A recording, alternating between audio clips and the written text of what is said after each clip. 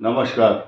सभी दर्शकों का बहुत बहुत स्वागत। आज 12 राशि पर एक नया विषय ये है कि गुरु बृहस्पति की जो दृष्टि है वो शनि पर होगी। इस सृष्टि में पहले भी पता नहीं कितनी बार बृहस्पति की दृष्टि शनि पर रही होगी।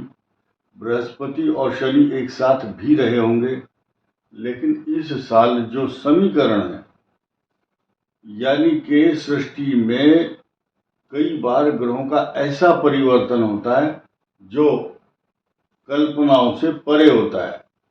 यही कारण है कि इस संसार में किसी की कुंडली किसी के साथ मैच नहीं करती, शक्ल मैच नहीं करती, हस्तरेखाएं मैच नहीं करती। तो कारण यही है कि ये जो ग्रह हैं सारे, ये सब एंटी क्लॉकवाइज घूमते हैं और राहु का क्लॉकवाइज घूमना, तो वो समीकरण वो एक प्रकार से तालमेल नहीं बनता, एकीकरण नहीं हो सकता।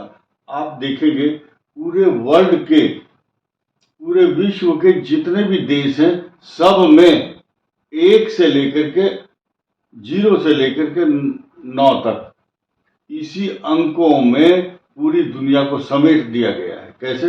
कहीं कोड कुछ और है, कहीं कुछ और है। यही कारण है कि ये ग्रह एक जैसे नहीं होते। इस वर्ष क्या हो रहा है, आने वाली 1 जून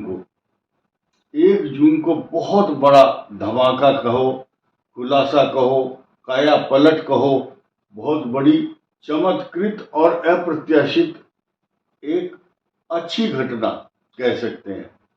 और इसका असर सृष्टि के अंदर जरा सा भी कोई हलचल एक ग्रह की होती, एक कदम बढ़ाता है ना, एक अंश, 1 डिग्री ग्रह चलता है तो 12 की 12 राशियां प्रभावित होती है। तो अब कौन सी राशियां प्रभावित हो रही है, ये सुनने की जरूरत है। और उसी समय ये समकालीन है, कॉन्टेम्परेरी।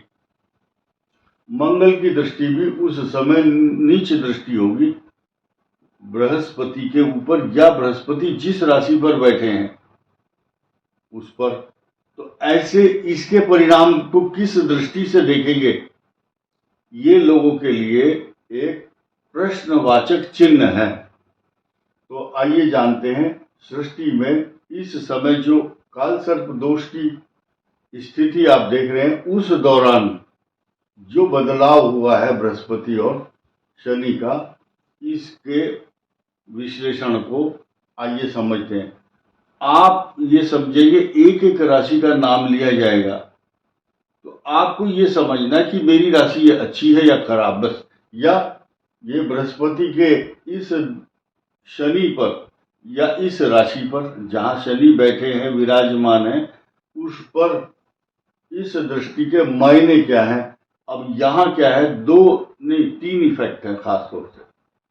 3 इफेक्ट कौन से हैं? पहला इफेक्ट है बृहस्पति का अपनी ही राशि को देखना, दूसरा शनि का मंगल से अलग हो जाना, तथा मंगल का नीच दृष्टि से उस स्थान को देखना जहां बृहस्पति देव होंगे। और राहु और केतु के मध्य में ये सारा खेल होगा। तो आइए जानते हैं। सबसे पहली राशि है मेष। 2 बार बोलूंगा, मेष राशि है ये। बाद में कुछ लोग बोलते हैं, स्किप करके देखना चाहते हैं, टाइम किसी के पास नहीं है, बोले मेरा नाम तो आया ही नहीं है। अब सुन लो ध्यान से, मेष राशि का नाम आ रहा है। इनके लिए अजीबोगरीब अच्छे परिणाम मिलेंगे, क्योंकि अब तक आपके ऊपर जो तलवार लटकी हुई थी समस्याओं की, उसमें जरूर 100% कमी आएगी। बृहस्पति का ये जो बदलाव है वृषभ राशि के लिए, टॉरस के लिए है, ये बहुत ही अच्छा, अप्रत्याशित और शुभ परिणाम देगा। रीजन सुनिए, ये उच्च राशि में होंगे और इनका जो भाग्य स्थान है उसको देखेंगे। रीजन भी बता रहा हूं। मिथुन पर आइए, मिथुन जैमिनी। जैमिनी के लिए धन स्थान में ये पोजीशन बहुत हाई फाई होने वाली है, क्योंकि मिथुन का 10म भाव भी पल्लवित और पुष्पित और सुगंधित होगा, और धन, कुटुंब और वाणी से सराबोर हो जाएगी मिथुन राशि। कर्क के लिए एक आप ये समझिए, ऐसा सृष्टि में बहुत कम होता है क्या कि बुध भी हो, शुक्र भी हो और बृहस्पति भी हो। एक श्लोक पुष्टि करता है, इस श्लोक को हमारे दर्शक ऐसे बोर हो जाते हैं, उनको पसंद नहीं आता। बोला श्लोक नहीं चाहिए हमें, तो ये बोलो धन कितना आएगा, सोना दे दो, हीरा मोती दे दो, लेकिन श्लोक सुनना पड़ेगा, चाहे ना चाहते हो तो भी सुनिए आप। लग्ने शुक्रे बुधो यस्य यस्य केंद्रे बृहस्पति दशमे अंगारको यस्य स जात कुल दीपक। ये श्लोक पूरा का पूरा 100% इस सृष्टि के ऊपर अब चरितार्थ हो रहा है, इम्प्लीमेंट हो रहा है। देखिए, इस कर्क राशि को लगन मानिए, लगन मानिए। यहां बन रहा है हंस योग, फिर दशम भाव में बन रहा है इनका रोचक योग। और इस श्लोक के अर्थ को जो समझता है वो समझ लेगा, जिसकी समझ में नहीं आया या नहीं आता है तो वो अब समझ लो। लग्ने शुक्रे बुधो यस्य यस्य केंद्रे बृहस्पति, यानी कि जिसकी राशि के साथ या लग्न के लग्न में शुक्र और बुध हो, यस्य केंद्रे बृहस्पति, केंद्र में बृहस्पति भी है। ये कर्क की बात हो रही है इस समय। दसवें अंगार को यस्य, वर्ल्ड का कोई ज्योतिषी इस श्लोक की कोई आलोचना नहीं कर सकता, मना भी डिनाई नहीं कर सकता कि ये गलत बोल रहा हूं मैं। इस समय जो वातावरण इतना बहुत तेजी से बदला है, दसवें अंगार को यस्य स जातः कुल दीपक, ऐसा व्यक्ति अपने कुल में दीपक के समान चमकता है। 11 मई को ये मंगल यहाँ आएंगे, इनकी पराकाष्ठा, इनका पराक्रम देखते ही बनता है और अच्छा लगेगा आपको। तो कर्क के बारे में बहुत ज्यादा प्रशंसा करना, नजर लग जाएगी, ज्यादा बोलूंगा नहीं मैं आपके सामने। अब आइए सिंह का। सिंह की जो अष्टम भाव है, सिंह राशि की, ये पैर भी हैं, चरण है, गुप्त चिंता भी है। जिस तरह की अपने दिमाग के कॉर्नर में प्रॉब्लम लेके घूम रहे थे आप, उस पर 100% विराम लग जाएगा। अब बेफिक्र हो जाओ, खुला खाओ बेफिक्र होकर के और आनंद करो। सिंह राशि को बृहस्पति देव बहुत बड़े चिंता मुक्त करने वाले हैं। बाकी आगे कोई ग्रह खराब आएगा उसकी चर्चा करेंगे, तो आप ये नहीं सोचना बोले उस दिन तो आपने ऐसा बोला था, आज ऐसा क्यों बोल रहे हो। ग्रह बदलते रहते हैं, तो जो जिनकी दिमाग में बात नहीं बैठती ज्योतिष की, तो हम आपको बोलते हैं कि इस वीडियो को देखना बंद करो, क्यों अपनी एनर्जी वेस्ट करते हो। आइए कन्या राशि के लिए। कन्या राशि का इनकम हाउस तो ये होगा 3 ग्रह, 1 हो, 2 हो, 3 हो, जब जब आएंगे, मोटा मोटा हिसाब बता रहा हूं आपको। और मन के अंदर जो चिंताओं का ढेर आपके लगा हुआ था या लगा हुआ है, उसको 100% विराम लग जाएगा। और ये जो पोजीशन है, इस दृष्टि की बात हो रही है, ये 1 जून को आएगी दृष्टि, लेकिन उससे पहले ही अच्छे परिणाम, जैसे बारात के आने से पहले सजावट होती है ना, गीत बजते हैं और वो लड़ियां लगती हैं और सजावट होती है, तो वो स्थिति कन्या के लिए बहुत अच्छी होने वाली है। और ये खास तौर से जो इस मैरिज लाइफ के कुछ त्रास और परेशानियों से गुजर रहे थे, वो तो कम हो जाएंगे। और एक खराब बात कन्या राशि के लिए और है, जिनकी कुंडली में कन्या राशि से अष्टम भाव में मंगल होगा, तो भाई अभी तो अप्रैल के महीने में कष्ट दिया है सूर्य ने, फिर ये ग्रह आपको चोट, बीमारी, झगड़े और गुस्सा, अपने इमोशंस के भावनाओं के ऊपर काबू पाओ तो सब कुछ ठीक हो जाएगा। एक कन्या राशि के बहुत सारे जातकों में एक भ्रम है कि अप्रैल में, आपने अच्छा बताया था, अप्रैल की बात अब मैं क्लियर कर देता हूँ। 13 अप्रैल से पहले रिजल्ट कुछ और, 13 अप्रैल के बाद कुछ और। सूर्य अष्टम में जब आते हैं, ये मैं उन कमेंट का जवाब दे रहा हूँ, लिख करके देना मेरे बस का नहीं है। तो बोले जी आपने तो बताया अप्रैल में, उस समय तो अच्छा होगा, फिर खराब बता दिया। तो जिनको हम बार बार चिल्ला चिल्ला करके बोलते, जिनको बेसिक नॉलेज नहीं है, please do not see this channel. पढ़े लिखे लोगों के लिए है, जिनको ज्योतिष की बेसिक जानकारी है। भाई जब सूर्य उच्च राशि में होंगे तो अष्टम होंगे कष्टकारक, उससे पहले अच्छा, तो उसके बाद फिर सूर्य यहाँ आ जाएंगे तो भी अच्छा होगा। तो विश्लेषण को नहीं समझते तो मेरा दिमाग जो है ना, मतलब डिस्टर्ब हो जाता है कि भाई मैं इतना सारा बोलता हूँ, उसके बाद आपके पल्ले नहीं पड़ा। तो प्लीज एक ही जवाब है, इस चैनल को ही देखना बंद कर दो, जिनकी समझ में नहीं आता। अब देखिए अगली बात, तुला पर आइए। तुला के सप्तम भाव पर तो रुचक योग, और तुला के दसम भाव पर ये इसकी राशि का स्वामी भी, इसका भाग्येश भी, इसका पराक्रमेश भी, यानी कि तुला के लिए चारों तरफ से मौज ही मौज है, कोई भी आदमी देना ही नहीं कर सकता। लेकिन लास्ट में एक शर्त भी है, अगर आप गलत संगति में, गलत भ्रम में, गलत गाइडेंस से चल रहे हैं तो ये सारे योग आपके लिए बेकार हो जाएंगे। यानी कि आपकी गाड़ी में अगर ड्राइवर ही नहीं है, या ड्राइवर ने शराब पी ली, या पेट्रोल नहीं है, तो गाड़ी चलाओगे कैसे? तो आपका जो गाड़ी का जो ड्राइवर है वो आपका मन है, मन को ठीक करो।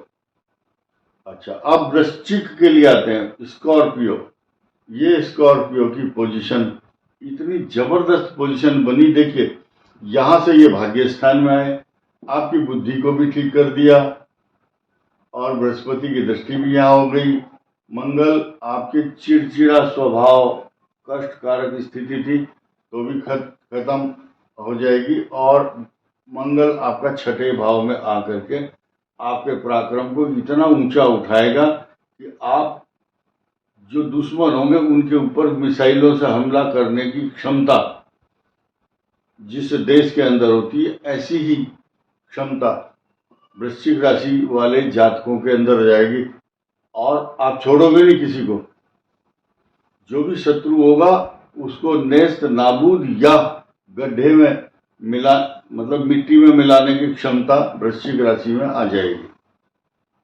धनु के लिए, धनु के ऊपर जितने त्रास, जितने आरोप, जितने इल्जाम आप झेल रहे थे, जितनी अशांति, जितना डर आपको लग रहा था, विश्वास कीजिए 100%।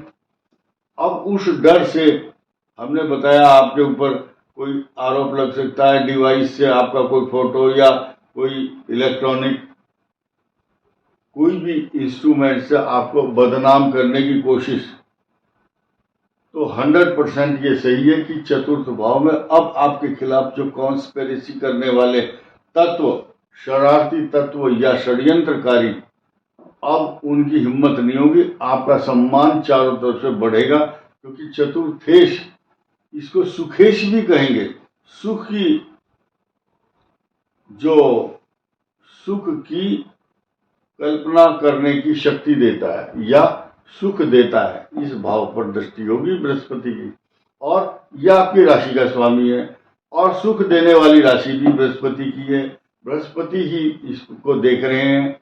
तो ऐसी पोजीशन में अब आपको 100% लाभ होगा। मकर के लिए, कैप्रिकॉर्न, कैप्रिकॉर्न की क्या पोजीशन है देखिए। एक तो खुद इसके ऊपर दृष्टि बृहस्पति की, इसके स्वामी के ऊपर भी बृहस्पति की दृष्टि, और क्या पूछोगे और क्या लोगे, सब कुछ वही बच रहा है संसार में जिसको, जो बृहस्पति को जच रहा है। बृहस्पति को अच्छा जचेगा तो मकर के लिए अच्छा होगा। लेकिन अष्टम भाव के जो केतु हैं, इनके बीमारी, इन्फेक्शन, और जो भी आपको ये केतु के कष्ट हैं, इसकी गारंटी मैं अभी नहीं ले रहा हूं 6 दिसंबर तक। ये कष्ट ज्यों के त्यों रहेंगे, इसके द्वारा उत्पन्न किए हुए। अब आइए कुंभ राशि का जो राहु है, इसके विश्लेषण के बिना हम आगे नहीं बढ़ सकते। इस राहु की जो विशेषता है, कुंभ को डिप्लोमेटिक बना रहा है। किस प्रकार के राशि के लोग हैं कुंभ के, यानी कि किसी का तो शरीर का वजन बढ़ रहा है, कोई आदमी हड्डी की बीमारियों से जूझ रहा है, कोई मैरिज लाइफ से रिलेटेड, और किसी के विवाह में बाधा आ रही है, किसी की संतान से संबंधित कुछ समस्या है तो उसकी चिंता को लेकर के बैठा है। किसी के यहाँ बच्चे जन्म नहीं ले रहे हैं, संतान की अपेक्षा कर रहे हैं पति पत्नी, तो ये भी एक इस समय इशू है आपके लिए। लेकिन इस बृहस्पति का अब लाभ क्या होगा आपको, वो सुनिए। बृहस्पति की दृष्टि आपके धन स्थान में धन, कुटुंब और वाणी तीनों को संरक्षित, सुरक्षित, सुशोभित और स्वचालित ऑटोमेटिक फाइनेंस के जो रिसोर्सेज है उनको ऑटोमेटिक एक ऐसा उत्पादन देने वाला है ये ग्रह। तो कुंभ के लिए धन से संबंधित समस्याओं पर विराम लगेगा और आनंद तो आपको जब आएगा। अभी अगले जितने भी वीडियो आएंगे बृहस्पति से संबंधित, वो सारे कुंभ के लिए अच्छे होंगे। अब आइए मीन का जो द्वितीय भाव है, यहाँ तो आ जाएगा रुचक योग, मंगल स्वग्रही, और मंगल का शनि के साथ जो दो हंस थे, ये मीन राशि पर हंस बैठे हुए थे। अब दृष्टि परमहंस की होगी इस पर। परमहंस जब आएंगे मीन पर तो सारी अटकलों पर विराम मीन राशि के लिए संरक्षित, सुशोभित, माननीय और सम्मानित, अनुकरणीय, प्रशंसनीय और वंदनीय ये राशि होगी। ये शनि गजब का परिणाम देगा इस समय जब गुरु की दृष्टि इन पर होगी। कारण यही है, रीजन, क्योंकि बृहस्पति की अपनी ये खुद की राशि है और ऐसे में दो हंसों का जो जोड़ा है वो बिछड़ जाएगा, मंगल और शनि का। और ये 11 मई अब से 10 दिन के अंदर अंदर बहुत बड़े परिणाम चौंकाने वाले आपको मिलेंगे, क्योंकि आपका धन स्थान भी तो अच्छा हो जाएगा। और पंचम भाव जो है मीन का, इस पर जो मंगल की नीच दृष्टि होगी, इसके परिणाम खराब नहीं होंगे। कारण क्या है, क्योंकि बृहस्पति और मंगल की मित्रता है और मंगल 4 नंबर की राशि से मित्रता है, भले ही नीच राशि हो। चंद्र मंगल का महालक्ष्मी राजयोग तो ऑटोमेटिक बन जाता है जब मंगल नीच राशि में हो। 99% लोगों को आज शक हो रहा होगा कि हम मंगल के नीच राशि में होने का शुभ लक्षण बता रहे हैं, और इससे पहले कई वीडियो हम बता चुके हैं।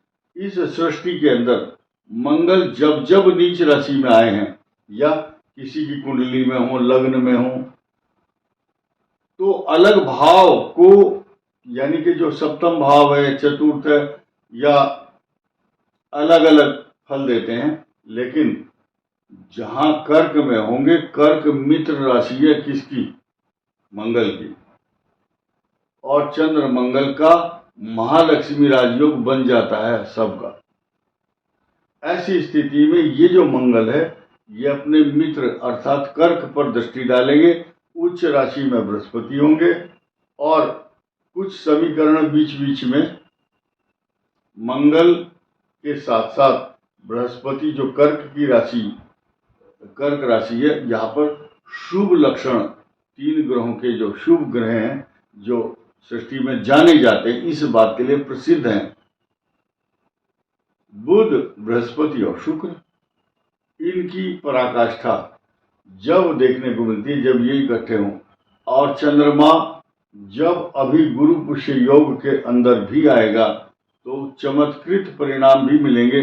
क्योंकि उस समय गुरु पुष्य योग होगा, हंस योग होगा, गज केसरी योग भी होगा। तो ये विश्लेषण मैंने बताया। और जिन राशियों को यानी कि कुंभ और सिंह को खास तौर से जो कष्ट चल रहा है या मीन पर चल रहा है, हनुमान चालीसा के साथ साथ बजरंग बाण और गणेश जी की स्तुति